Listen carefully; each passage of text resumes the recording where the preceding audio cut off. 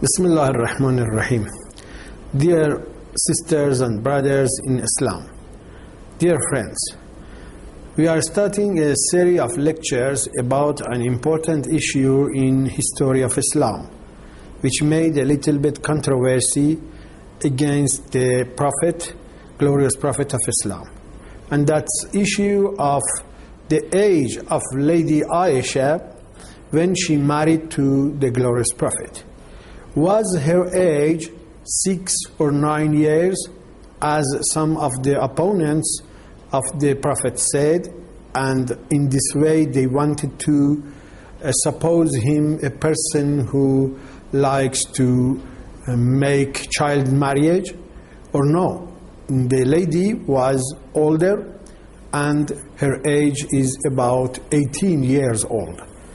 And by the grace of God we will approve and affirm that the real age of Lady Ayesha in the time of marriage was about 18 years old, not 6 years old.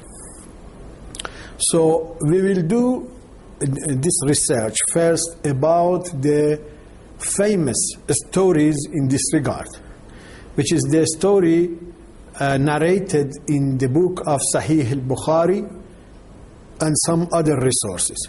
So we trace back the older and the most ancient narrations in this regard. We find the origin of this story in 3 narrations. One of them is from Lady Ayesha herself. So she narrates that she was 6 years old, according to Bukhari. And then others. The first book in this regard in history books is book of Tabari, and also At-Tabaqat al-Kubra by Ibn Sa'd. They say that Lady Ayesha was 6 years old in the time of marriage. So you can find this story in book of Tabari, History of Tabari, the 2nd volume, the page 413. And also you can find it in At-Tabaqat al-Kubra by Ibn Sa'd in volume number 8, the page number 39. These are amongst the most ancient resources in this regard.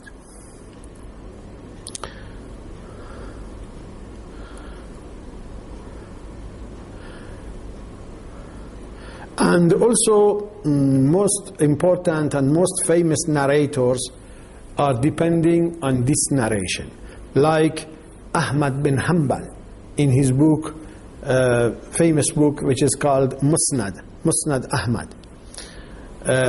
She is depending on this narration.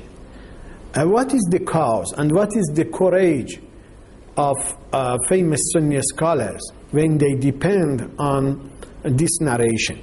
Because they want to make some nobility and some priority for Lady Ayesha and make her upper and higher than other wives of the glorious Prophet.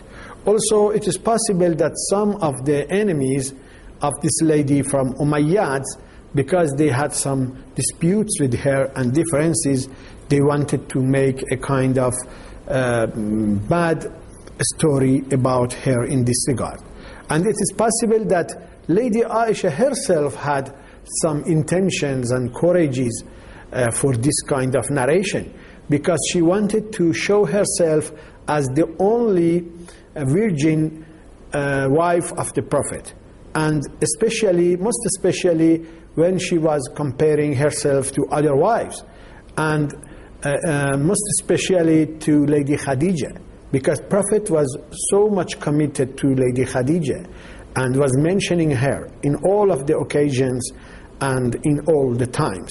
So it made Lady Ayesha upset, and she was telling that I don't know why the glorious Prophet is mentioning this lady while she was so old, and she married the glorious Prophet when she was 50 by age, but I married him when I was 6 or 9 years of age. You can find this narration in some of the books. And Ayesha is famous because of her jealousy to other women, especially other wives of the Prophet.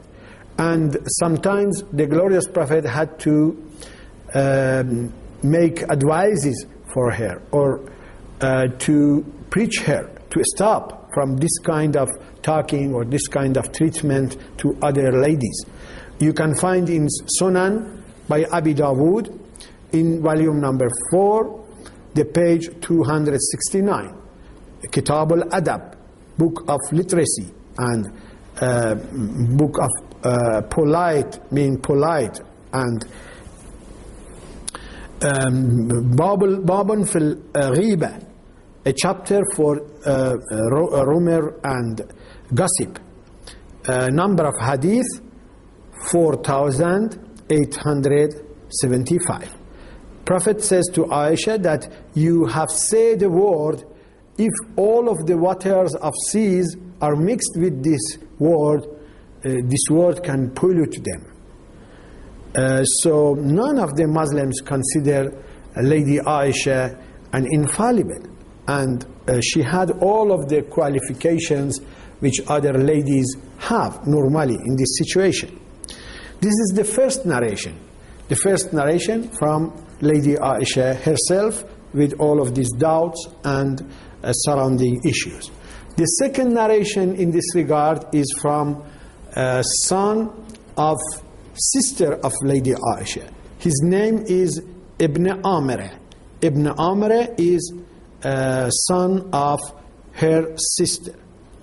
So Ibn Amr also narrates that Lady Ayesha in the time of marriage was about 5 or 6 years old. But there are also doubts and difficulties about this narrator. First of all, we look at the sentences of this narrator. He says that the glorious Prophet the glorious Prophet immigrated to Medina in Monday, 12th of Rabi'ul Awwal, and 8 months later married Lady Ayesha. So what makes this narration doubtful, that those who narrated this from Ibn Amr are Iraqi narrators, and Iraqi narrators who narrate from Ibn Amr are not reliable according to Sunni scholars, and they say that Ibn Amr, when the tradition comes from him, is not reliable. The third narrator in this regard is Hisham ibn Urwa. Hisham ibn Urwa is also a narrator which narrates the issue, the incident, after 71 years. And also there are doubts about this narrator, because as we told, this narration comes from him through Iraqi narrators, and Iraqi narrators in that time are dubious and doubtful. The author of Tahzib al-Tahzib says that a part of narrations from Hisham ibn Urwa which come through Iraqi narrators, Iraqi chain of narrators, are not reliable. Even Malik ibn Anas, the Imam of narrators in his time, says that we should not accept these narrations from him through Iraqis.